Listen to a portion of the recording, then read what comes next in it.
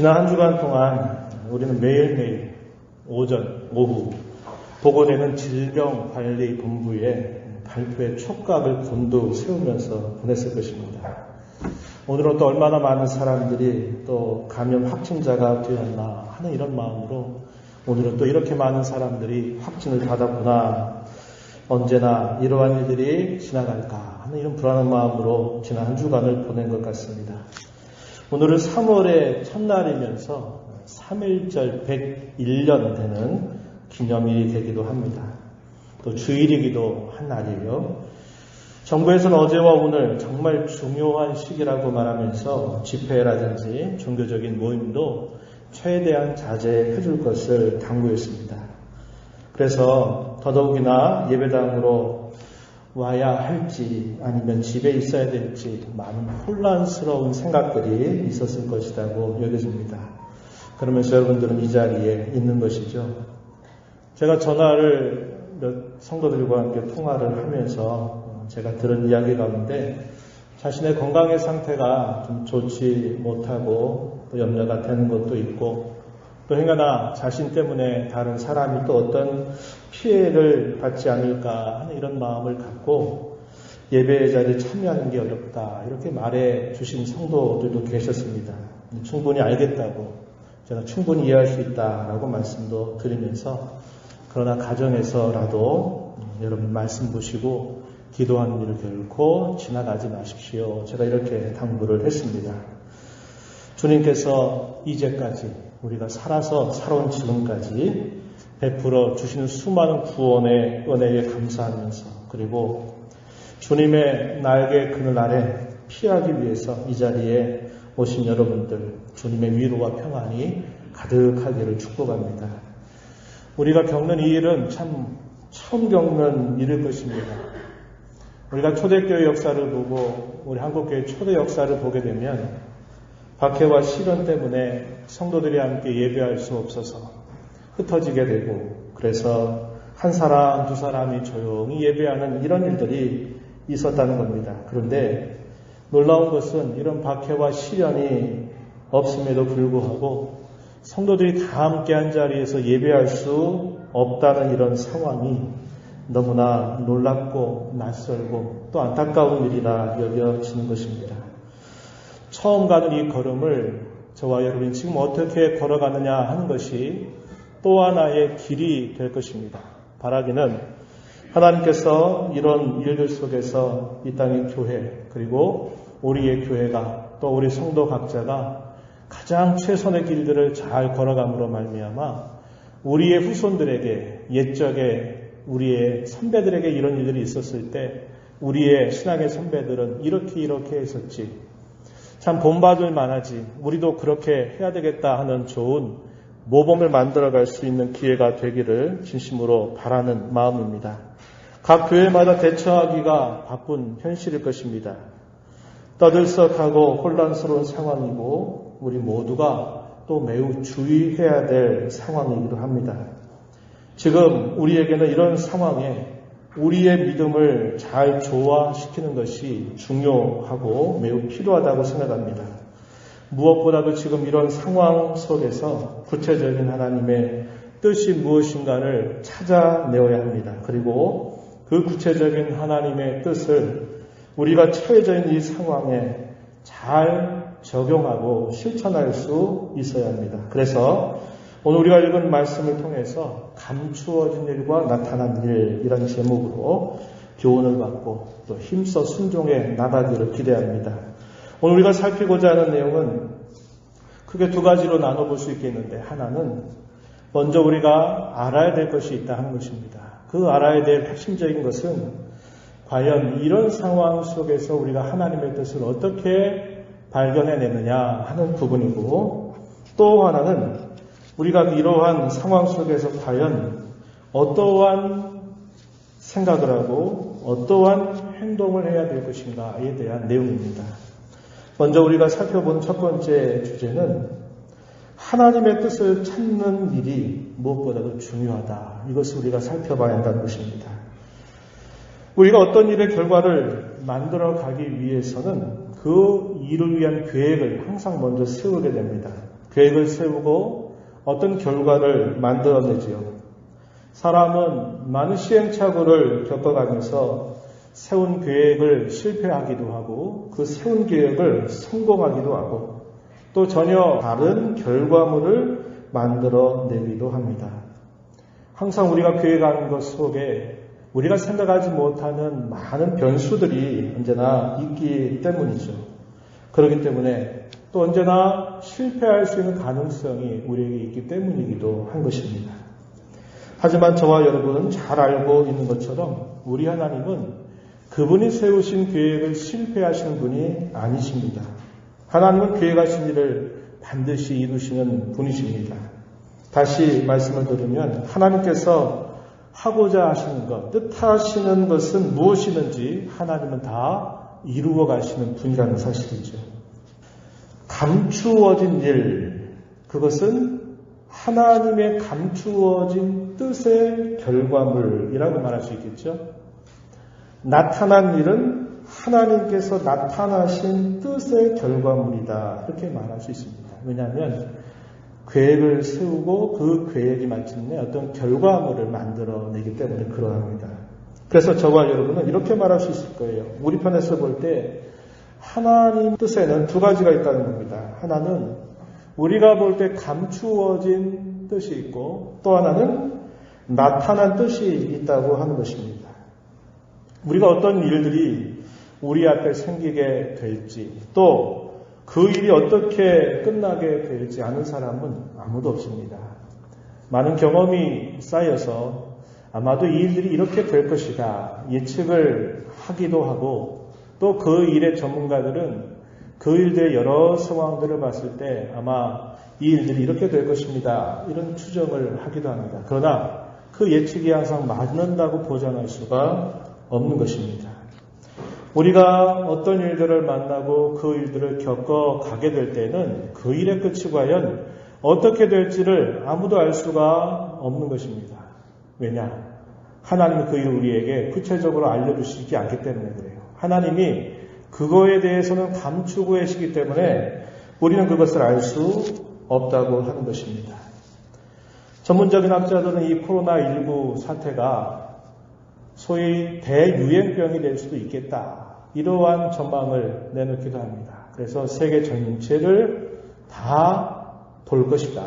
그래서 하나의 유행병처럼 굳을 거다. 이렇게 예측을 합니다. 그러나 WHO에서는 아직도 그것을 유행병이라고 규정하진 않아요. 그러나 전 세계적으로 지금은 대단히 주의해야 될 위태로운 상황이다. 이렇게만 이야기하고 있는 겁니다. 이것이 대유행병이 될지 아니면 이런 정도 상태에서 진정의 국면을 맞아가게 될지 우리는 예측할 수 있지만 그 결과는 몰라요. 다 그것은 하나님께서 우리에게 감추어 두신 일이라고 하는 것입니다. 그런데 하나님께서 우리에게 분명하게 나타내 주시는 그분의 뜻이 있어요. 그것은 뭐냐? 우리가 어떤 상황 속에 있다 하더라도 우리의 형편이 아무리 힘든 상황이 있다 하더라도 우리가 마음을 다하고 뜻을 다하고 힘을 다해서 하나님을 사랑한다는 것. 또 우리의 이웃을 우리 자신의 몸처럼 사랑하는 것. 이것은 하나님께서 모든 인생들에게 모든 상황 속에서 특별히 하나님의 교회와 성도들에게 하나님께서 선명하게 알려주신 나타내주신 주님의 뜻이라고 하는 겁니다. 이러한 내용들은 십계명에 가장 잘 구체적으로 표현되고 있는 것이죠. 오늘 우리가 읽은 본문 신명기 19장 29절을 보면은 감추어진 일은 하나님께 속한다.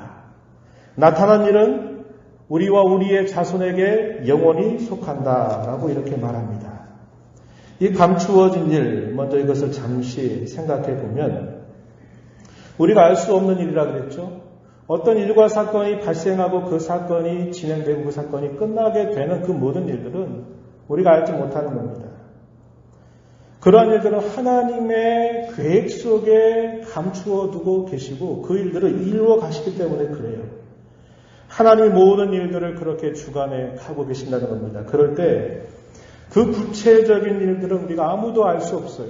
예측은 할 수 있지만 그 일이 어떻게 되는지 알지 못합니다. 그러나 우리는 하나님이 그 감추어 주신 그 일들을 행하실 때 우리에게 분명하게 약속하고 있는 말씀을 우리는 분명히 신뢰할 수 있어요. 그 약속이 뭐냐? 하나님이 하시는 모든 일들은 분명한 목적이 있음을 우리에게 가르쳐 주는 겁니다. 그 목적은 하나님의 영광이 나타나게 하시도록 하나님은 그 일의 결과를 이끌어 가신다는 것입니다. 그런데 그것이 두 가지 면으로 나타나는 것입니다. 하나님을 섬기지 않는 사람, 하나님을 대적하는 사람들에게는 하나님이 대단히 위험이 많으신 분, 하나님이 두려우신 분이라고 하는 사실들을 그들에게 나타내시는 것이죠. 그러나 하나님을 사랑하시는 사람, 그의 교회, 그의 성도들을 향해 하나님이 나타내시는 분명한 것은 뭐냐? 하나님이 그의 자녀, 그의 교회를 한량없이 돌보시고 그들에게 크신 은혜를 언제나 베풀고 계시다고 하는 사실.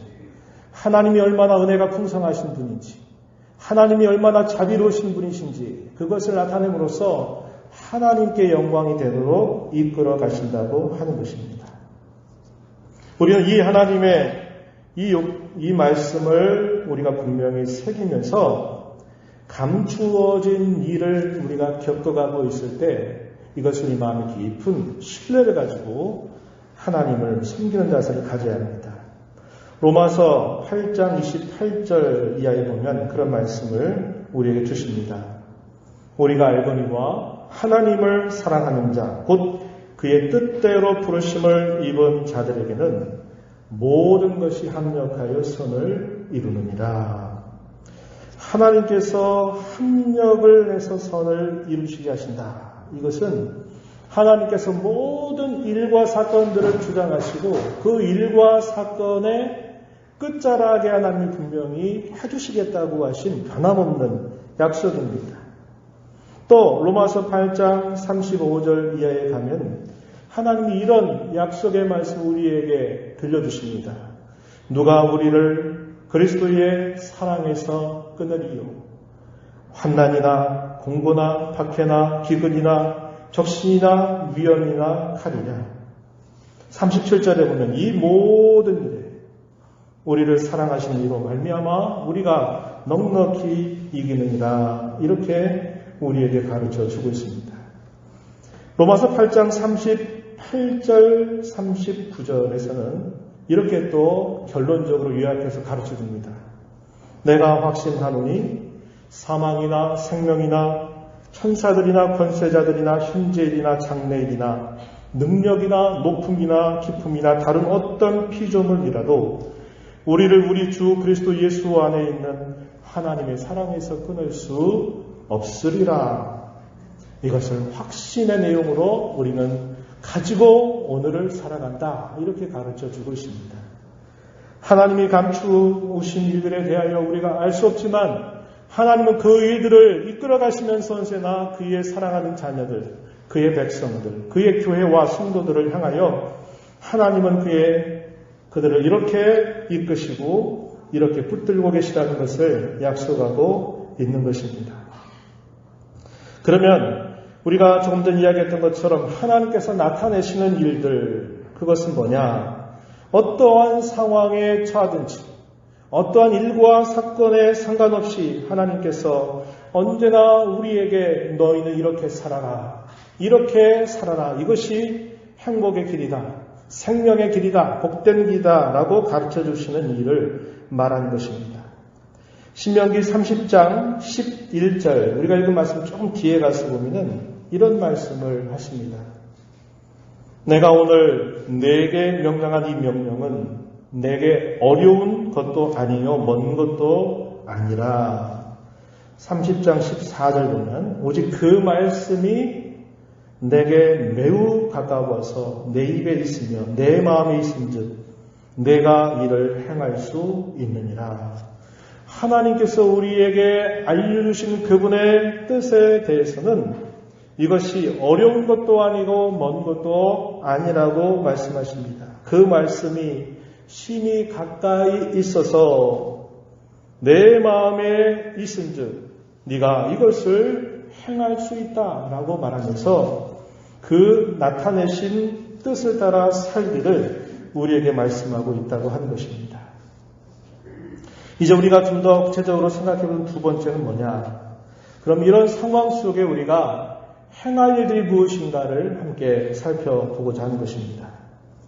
첫 번째는 삼가 주의하면서 이 사태가 어떻게 진행이 되는지를 우리가 살펴볼 필요가 있고, 이런 상황에 대해 우리가 잘 대처하는 자세를 가져야 한다는 것입니다. 그러나 우리가 분명히 잊지 말아야 될 것은 하나님을 신뢰하는 일, 그리고 하나님께 피하는 일을 결코 잊지 말아야 한다고 하는 것입니다. 코로나19 사태에 대처하는 것은 정부의 계속적인 지침들이 주어지고 있고, 또 방송의 안내를 우리가 잘 따르면 어떻게 대처할지를 우리는 배울 수 있습니다. 하지만 이 세상의 지혜나 지식에 치우치는 일 때문에 우리의 신앙의 지혜가 어두워져서는 분명히 안 될 것입니다. 교회와 성도는 이것과 함께 더욱 하나님을 신뢰하고 하나님께 피하는 자세를 가져야 한다고 하는 것입니다. 시편 제11편 1절 이하의 말씀에 보면은 이런 말씀이 있어요. 여러분 나중에 꼭 한번 확인해 보시길 바라는데 제가 읽어드립니다. 다윗이 큰 공분 가운데 빠져 있을 때 다윗이 하나님 앞에 기도하고 결단했던 그 내용이 이 시편 11편에 표현이 됩니다. 1절 말씀에 이렇게 주어져요. 내가 여호와께 피하였거늘 너희가 내 영혼에게 새같이 내 산으로 도망하라 함은 어찌함인가. 다윗이 많은 도피와 방랑의 세월을 그가 가졌던 거 우리가 잘 알고 있죠. 그가 많은 이런 도피 생활 가운데서 큰 공경에 처하게 될 때 그의 옆에 다윗을 위하는 사람들이 다윗에게 그렇게 말합니다. 당신을 쏘려고 하는 사람이 지금 가까이 있으니까 빨리 이곳에서 도망을 해야 되지 않겠느냐라고 이야기합니다. 다윗이 그 말을 듣고서 안타까운 마음으로 이렇게 말하는 겁니다. 나는 여호와께 피하였는데 너희는 왜 내 영혼을 향해서 새같이 네 산으로 도망하라 하라고 그렇게 말하느냐 이렇게 말하는 것입니다. 그의 영혼이 여호와 하나님께 진정한 피난처를 발견하고 그 피난처 안에 피하고 있는데 그의 영혼을 계속적으로 그에 가까이 있는 신하들이 그에게 말을 하는 겁니다. 당신 지금 그럴 때입니까? 당신 지금 그럴 때예요. 빨리 피해야 되지 않습니까? 빨리 도망해야 되지 않습니까? 라고 이렇게 말하는 겁니다. 다윗은 그 말을 들은 상태에서 안타까운 마음으로 그렇게 말하는 겁니다. 그러면서 시편 11편 3절에 그가 이렇게 말해요. 터가 무너지면 의인이 무엇을 하랴? 이렇게 말합니다. 비유적인 표현입니다. 터가 무너질 때, 다시 말해서 우리의 삶의 근간이 무너져 내리게 되는 그 공경 가운데 빠지게 될 때 의인은, 성도는 과연 무엇을 해야 되는가? 이렇게 되물으면서 그는 이렇게 말합니다. 여호와께서는 그의 성전에 계시고 여호와의 보좌는 하늘에 있으며 그의 눈이 인생을 통촉하시고 그의 안목이 그들을 감찰하시는도다. 나는 여호와 하나님 앞에 진정한 피난처를 찾았다. 왜 내 이 중심을 너희는 나를 위한다고 하느니 그 말을 하면서 내 이 중심을 흐트러뜨리게 만드느냐. 의인이 성도가 무엇을 해야 되냐. 터가 무너져 내리는 그런 답답하고 힘겨운 그런 상황에 처할 때 성도는 여호와 하나님께 피해야 된다. 나는 여호와 하나님께 피하고 있다. 라고 하는 사실을 분명하게 말해주고 있는 것입니다. 저는 여러분들에게 그런 말씀을 드리는 겁니다. 주어져가는 이 상황, 겪어가는 이 과정을 대처하지 말라고 말하는 거 아닙니다. 대처해야 합니다. 그리고 전문가들의 안내를 받고 정부의 안내를 우리가 도움을 받아야 됩니다. 그리고 그러한 이들의 힘써 함께 같이 움직이는 자세를 가져야 돼요. 그러나 이런 것이 자칫 마치 그것이 나를 진정으로 피하게 해주고 그것이 나를 진정으로 보호해줄 것으로 알고 하나님을 멀리한다면 이것은 이 다윗의 질책을 받아 마땅한 태도를 보이고 있는 것이 되는 것입니다. 세상의 지혜에 귀를 기울이고 세상의 지식에 귀를 기울이는 것이 하나님께서 우리에게 요구하시는 그 지혜로부터 떨어지게 만든다면 이건 지금 잘못 가고 있는 길이 된다는 것을 우리는 매우 주의해야 한다는 것입니다. 왜 우리가 하나님 앞에 더욱 피하는 자세를 가져야 합니까? 그 이유는 너무나 잘 알고 있는 이유 때문입니다. 그것은 모든 일과 모든 사건을 하나님께서 주관하신다고 믿기 때문에 그렇습니다. 전도서 3장 11절 말씀에 이렇게 솔로몬은 깨우쳐줍니다. 하나님이 모든 것을 지으시되 때를 따라 아름답게 하셨고 또 사람들에게는 영원을 사모하는 마음을 주셨느니라. 그러나 하나님이 하시는 일의 시작과 끝을 사람으로 측량할 수 없게 하셨도다. 이렇게 말합니다. 우리의 인생이 70년, 80년 어떻게 보면 너무나 기나긴 세월처럼 보이고 우리의 인생이 때로는 너무나 크게 보이는 그런 일들이 있게 돼요. 그러나 우리가 이런 큰 재난이나 어려움을 겪게 되면 우리의 인생이 얼마나 참 연약한 자들인지 얼마나 부족한 자들인지 그것을 우리는 깨닫게 되는 것입니다. 그래서 우리는 변하지 않는 영원한 것을 사모하는 마음을 갖는 거예요. 저와 여러분 그걸 가지고 있는 것입니다. 뭡니까? 영생입니다. 영생. 예수 그리스도를 나의 구주로 믿고 받아들이는 그 순간 우리에게 주신 그 영원한 생명을 우리는 이미 지금 가지고 이 땅을 살아가고 있는 것입니다. 우리에게 주신 이 소중한 것들의 가치를 우리가 알지 못하고 우리가 그저 이 세상에서 더 많이 먹고 마시고 사는 일에 집중하여 살 때 하나님 우리의 시각을 흔들어 대시면서 우리로 하여금 너는 그럴 사람이 아니야. 너는 그렇게 살 사람이 아니야. 너는 영원을 잇대어서 살아가는 사람이야 하는 것을 우리로 하여금 이런 일 저런 일을 겪으면서 깨닫게 하기도 하신다고 하는 것입니다.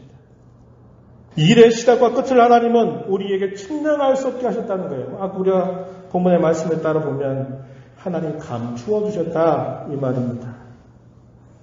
하나님 어떤 분이십니까? 우리 사람의 일의 시종을 측량할 수 없게 하시는 분이다 이렇게 가르쳐 줬죠. 또 하나님이 이런 분이라고 우리에게 소개해 줍니다. 하나님은 빛도 지으시는 분이고 어둠도 창조하시는 분이라고 우리에게 가르쳐 줍니다. 이사야서 45장 7절 말씀에 보면은 나는 빛도 짓고 어둠도 창조하며 나는 평안도 짓고 환난도 창조하나니 나는 여호와라. 이 모든 일들을 행하는 자니라. 여기 빛도 짓고 어둠도 짓는다 이 말을 어떻게 풀어주고 있어요? 그 다음에 표현해 보니까 빛을 평안이라고 설명해주고 어둠을 환난이라고 설명하고 있습니다. 하나님은 어떤 분이십니까? 하나님은 사람에게 평안을 주시기도 하신 분이고 하나님은 사람에게 환난도 주시는 분이시다는 겁니다. 평안과 환난을 하나님께서 주관하고 계시다는 사실을 우리에게 알려주죠. 또 하나님은 우리에게 무엇인가를 주시는 분이시기도 하면서 동시에 하나님은 우리에게 주신 것을 거두어 가시는 분이시기도 하다는 것을 성경은 우리에게 가르쳐 줍니다. 우리 잘 아는 이야기죠. 욥의 고난 속에서 욥이 고백했던 그 말 가운데 이런 말씀을 확인합니다. 욥기서 1장 21절에 보니까 내가 모태에서 알몸으로 나왔사온즉 또한 알몸이 그리로 돌아가올지라 주신 이도 여호와시요 거두신 이도 여호와시오니 여호와의 이름이 찬송을 받으실지니이다. 그는 이렇게 고백하며 하나님께 경배를 드리게 됩니다. 그리고 그 모든 고난과 시련에 대하여 그는 입술로 하나님 앞에 범죄하지 않고 하나님을 원망하지 아니하였다라고 우리에게 가르쳐 주는 것입니다. 또 우리 하나님은 어떤 분이시라고 얘기하느냐? 하나님은 천지의 주제가 되시며 모든 사람에게 생명과 호흡을 친히 주시는 분이라고 성경 우리에게 가르쳐 줍니다. 사도행전 17장 24절 이하에 보면 바울 사도는 아테네 사람들을 향해서 이렇게 설교했어요. 우주와 그 가운데 있는 만물을 지으신 하나님께서는 천지의 주제시니 손으로 지은 전에 계시지 아니하시고 또 무엇이 부족한 것처럼 사람의 손으로 생김을 받으시는 것이 아니니 이는 만민에게 생명과 호흡과 만물을 친히 주시는 이심이라 이렇게 이야기합니다. 하나님은 천지의 주제시다 라고 설명하고 그 하나님은 모든 사람들에게 생명을 주시는 분, 호흡을 주시는 분, 친히 모든 것을 친히 주시는 분이라고 이렇게 소개를 하고 있습니다. 마지막으로 하나님은 또 이런 분이라고 우리는 확인하죠. 하나님은 생명과 사망, 복과 화를 우리 앞에 두시는 분이시라고 성경이 우리에게 가르쳐 줍니다. 신명기 30장 15절 말씀에 보면은 보라, 내가 오늘 생명과 복과 사망과 화를 내 앞에 두었나니 이렇게 말합니다. 19절 20절 한번 가서 또 이렇게 말합니다. 내가 오늘 하늘과 땅을 불러 너희에게 증거를 삼노라. 내가 생명과 사망과 복과 저주를 내 앞에 두었은즉 너와 내 자손이 살기 위하여 생명을 택하고 이렇게 말씀을 해주고 있습니다. 하나님은 모든 천지의 주제가 되시고 모든 일과 사건의 주관자가 되시는 분이시기 때문에 우리는 주어진 상황에 잘 대처하는 지혜를 구하면서도 그러나 무엇보다도 우리는 하나님을 향하여 피하고 하나님을 신뢰하는 자세를 가져야 한다는 겁니다. 우리가 살펴본 몇 가지 이 말씀들을 통해서 하나님은 빛도 어둠도 창조하시는 분, 모든 일의 시작과 끝을 측량할 수 없게 하시는 분, 하나님은 주시기도 하시면서 동시에 거두어 가시기도 하시는 분. 하나님은 우리의 인생들 앞에 생명과 사망, 복과 화를 우리 앞에 내주면서 너희가 갈 길을 택하라고 오늘도 우리에게 촉구하시는 분으로 알려주고 있다는 것입니다. 그렇다면 이러한 공경 가운데서 우리가 하나님께 피하는 자세, 그것이 무엇일지 함께 이제 생각을 하고 마무리하겠습니다. 이러한 때에는 본질에 집중하는 자세를 가져야 합니다. 초대교회 당시에 많은 박해와 시련을 겪고 있을 때 성도들이 자유롭게 모일 수 있는 여건이 되지 않습니다. 잡히는 족족 그들이 죽음의 문턱으로 향하게 되고 순교의 길을 따라 걸어가야만 됩니다. 다른 사람을 볼모로 잡아서 내가 계속 예수를 믿겠느냐라고 결단을 촉구하는 그런 위험들이 대단히 많이 있었던 것입니다. 그러다 보니 자유롭게 모여서 찬송을 드리고 또 말씀을 읽고 배우고 하는 일들이 그렇게 허락이 되지 않는 상황입니다. 지금도 같은 하늘 아래 북한에서 하나님을 섬기는 우리의 같은 성도들은 지하교회 가운데서 그런 삶을 살아가고 있는 것이죠. 중동 국가에서 이슬람 신앙을 거절하고 주님이 나의 구주라고 믿는 그 사람들은 그들에게 소위 명예살인이라고 하면서 가족에게조차 죽음을 당해도 그것이 죄가 되지 않는 그런 어려운 때를 살아가면서 많은 사람들이 그 순교의 반열에 올라서게 되는 일들을 우리는 지금도 이 시대 가운데서 보고 있다는 것입니다. 그럴 때 어떻게 해야 될까요? 그럴 때는 주변적인 것들을 싹 가르쳐내야 됩니다. 그리고 뭐에 집중해야 될까요? 가장 본질에 집중하는 겁니다. 집중.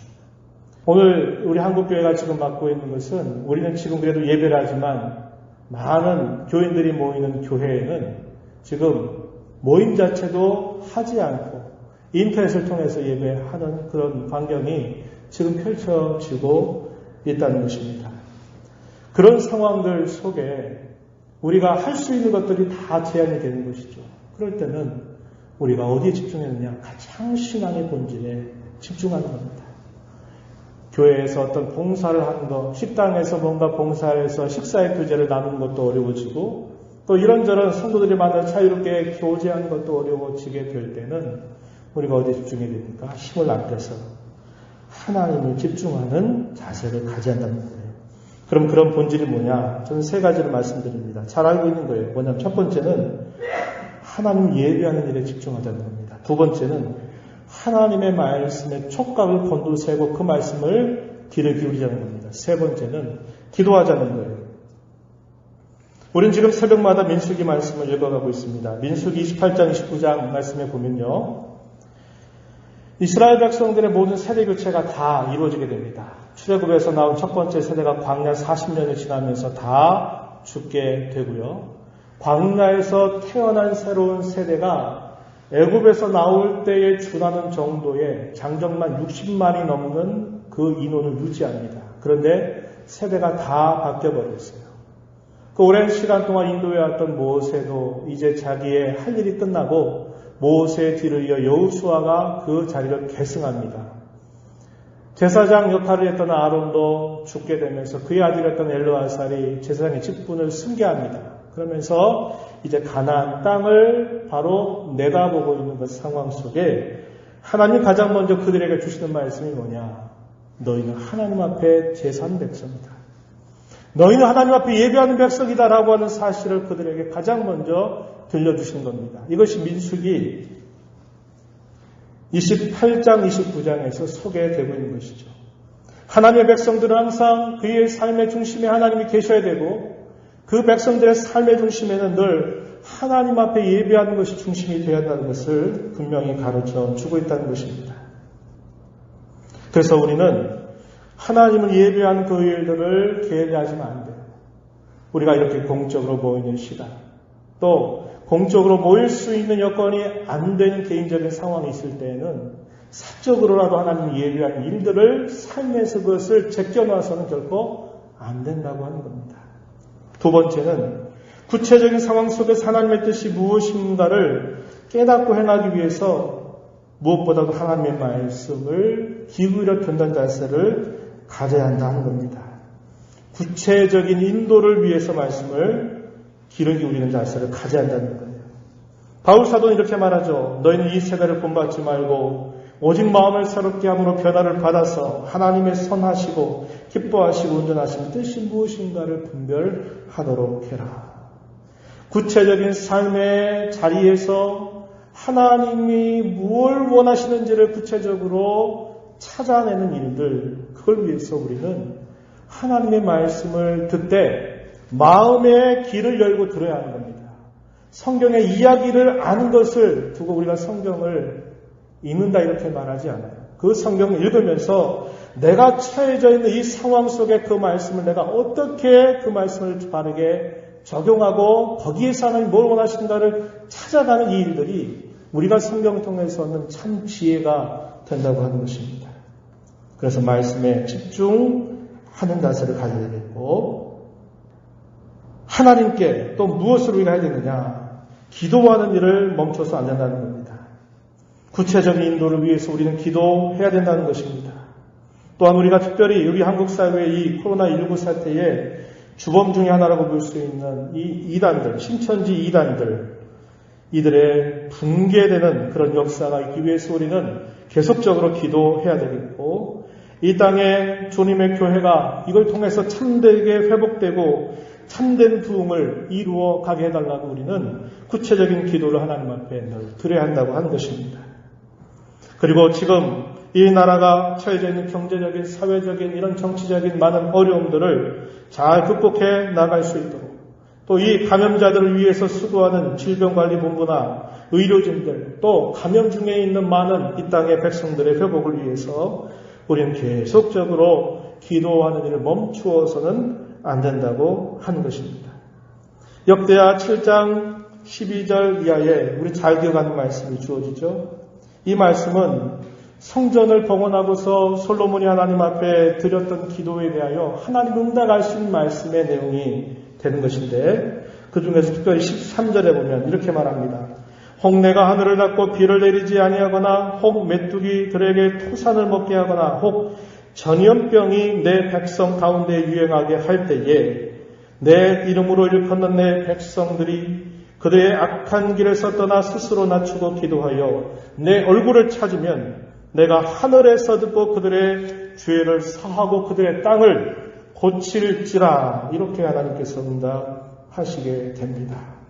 전염병이 내 백성들 가운데 유행하게 될 때 악한 길에서 떠나서 자신을 낮추고 기도하며 하나님의 얼굴을 구하게 될 때 하나님은 그들의 죄를 사하시며 그들의 땅을 고쳐주신다고 약속하고 있는 것입니다. 그러기에 저와 여러분 이 땅에 우리 예수 믿는 사람들이 마치 제사장과 같은 심정으로 이 민족을 끌어안는 심정으로 하나님 앞에 우리의 허물과 죄를 용서해 주실 것을 이 땅의 교회가 다시 하나님께로 돌아오게 해달라고 하나님께서 긍휼히 여겨 주시라고 우리는 기도하는 일을 결코 쉬어서는 안 된다고 하는 것입니다. 마지막으로 모이는 교회, 흩어진 교회로서 역할을 충실하자는 것입니다. 사도행전의 이야기 잘 아시죠? 사도행전 2장에 보게 되면 사도들의 가르침을 중심으로 해서 그들이 떡을 떼고 서로 기도하기를 힘쓰고 그 교훈을 계속적으로 받는 일을 잘 감당합니다. 그러니까 믿는 자의 무리가 날로 더해져가는 역사가 일어나게 되죠. 그들이 모였을 때 한 일이 뭐였습니까? 하나님을 공적으로 예배했죠. 또 그들이 함께 교제를 나누었습니다. 신령한 교제를 나누었어요. 또 그들이 가지고 온 음식을 서로 나누면서 떡을 떼면서 서로를 섬기고 나누는 일들을 했습니다. 그리고 또 뭐 했습니까? 사도들의 가르침을 받아서 그 교훈들을 계속적으로 듣는 겁니다. 신앙의 교육이 이루어졌어요. 그런데 이러한 교회가 사도행전 8장에 하게 되면 사울이 교회 박해자의 가장 선봉장으로 서게 되면서 이 교회가 큰 박해를 당해서 흩어져 버리게 되는 일이 생겨납니다. 그래서 예루살렘 교회에는 사도들 중심으로 몇 명 남아있고 모든 신자들이 다 흩어져 버렸어요. 그랬더니 흩어진 신자들이 사마리아로 유대로 심지어는 안디옥이라고 하는 이방 지역에 있는 곳까지 쭉 지나가면서 그들이 뭘 합니까? 그들의 정체성 잊지 않았어요. 뭐 했어요? 사도행전 8장 4절 말씀에 보면 그 흩어진 사람들이 두루다니며 복음의 말씀을 전할세 5절 빌립이 사마리아 성에 내려가 그리스도를 백성에게 전파하니 사도행전 8장 8절에 보면 그 성에 큰 기쁨이 있더라 이렇게 이야기합니다. 흩어진 교회로 그들이 한 일이 뭡니까? 말씀을 전하는 일, 그리스도의 복음의 증인으로 살아가는 일, 자신들이 비록 흩어져서 있지만 흩어진 자리에서 하나님을 예배하는 그 일들을 결코 빼앗기지 않은 겁니다. 모이는 교회로서 그들이 있었을 때와 자신들의 삶의 자리로 흩어져서 피해야만 되는 그런 상황들 속에 있을 때 그들은 흩어진 교회로서의 자기의 정체성을 잃지 않았다는 겁니다.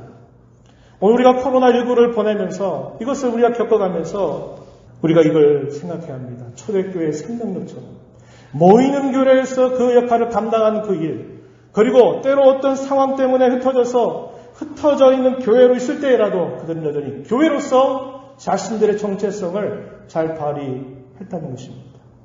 오늘 저와 여러분은 이 코로나19 사태를 보내면서 이걸 잘 생각할 수 있는 계기가 되기를 바랍니다. 여러분 혼자 있어도 교회입니다. 혼자 있어도 교회예요. 혼자 있거나 한두 사람이 있어도 교회입니다. 그래서 우리가 함께 모여서 예배하는 것뿐만 아니라 내가 흩어져서 특별한 상황 속에 추스려가는 과정에서 나는 여전히 주님의 교회다라고 하는 이 분명한 생각을 가지고 교회로서 부끄럽지 않은 삶을 살아가기를 생각하고 기도하고 힘쓰는 일을 해야 한다고 하는 것입니다. 말씀을 맺겠습니다. 하나님께서는 이 감추신 이 일들을 통해서 하나님 마침내 우리가 상상할 수 없는 참 많은 이야기들을 우리에게 써주실 거라고 저는 확신합니다. 어려움을 지나갈 땐 힘들고 괴롭고 아프지만 그 어려움이 지나가고 나서 그 어려움 속에서 무수한 많은 사람들의 이야기거리가 나오게 될 거예요. 그 어려움 가운데 다 뿔뿔이 터서 제멋대로 살아가는 게 아니라 그 어려움 속에서도 서로 돕고 나누고 나보다 더 어려움에 처해져 있는 사람을 향해서 뭔가를 이웃사랑을 실천할 수 있는 마음은 이 고통 가운데 확인할 수 있는 아름다운 이야기가 아니겠습니까? 성도의 삶 속에 하나님이 역사하시는 그 하나님의 역사는 어떤 일들이 그냥 헛되이 지나가게 하신 일이 없어요. 그 일이 지나가고 나게 한 그 결과예요. 너무나 많은 것들을 우리에게 하나님은 주신다는 것을 우리는 역사를 통해서 확인하고 우리의 경험을 통해서 확인합니다. 이 코로나19 사태가 끝나게 되는 날이 언제일지 알지 못해요. 그러나 우리가 오늘 하루하루를 내가 흩어진 교회로 모이는 교회로서 내가 충실하게 하나님 앞에 살아가고 기도하고 말씀에 귀를 기울이고 내가 그분의 뜻을 간절하게 구하고 하나님께 피하는 자세를 갖는다면 하나님 이 일을 통해서 우리가 상상하지 못한 놀라운 구원의 이야기, 사랑의 이야기, 이것을 분명히 써두실 것입니다. 이런 하나님의 역사를 기대하면서 오늘 우리에게 주신 이 말씀, 하나님의 말씀에 더욱 집중하고 하나님 앞에 간절하게 기도하는 일, 내가 모이는 교회로 모이게 될 때, 내가 흩어진 교회로 살아간 그 삶의 자리를 하나님 앞에 잘 지켜 나가기를 다짐하고 힘써가는 저와 여러분 모두가 되기를 진심으로 바랍니다. 하나님 아버지, 오늘 저희에게 주신 말씀을 통해서 감추어진 일은 하나님께 속해 있지만 나타내신 일은 우리와 우리 자손에게 영원히 속해 있다고 말씀하시면서 어떤 상황과 어떤 처지 속에서도 하나님의 힘을 다해서 사랑하고 마음을 다해서 뜻을 다해서 사랑하는 일들, 우리의 이웃을 우리 자신의 몸과 같이 사랑하는 이 일들은 언제나 변함없이 저희들을 향하신 하나님의 뜻임을 함께 살펴보았습니다. 코로나19 사태로 인하여 이 상황이 어디까지 가게 될런지 아무도 알지 못합니다. 이런 상황이 있을지라도 이 모든 일들을 하나님이 주관하신다는 굳은 믿음을 갖고 말씀에 주의하고 더 하나님 앞에 간절하게 기도하고 모이는 교회, 흩어진 교회로서의 저희들의 본분을 잘 감당하는 복된 성도와 교회가 되게 하여 주시옵소서. 예수님 이름으로 간절히 기도하옵나이다. 아멘.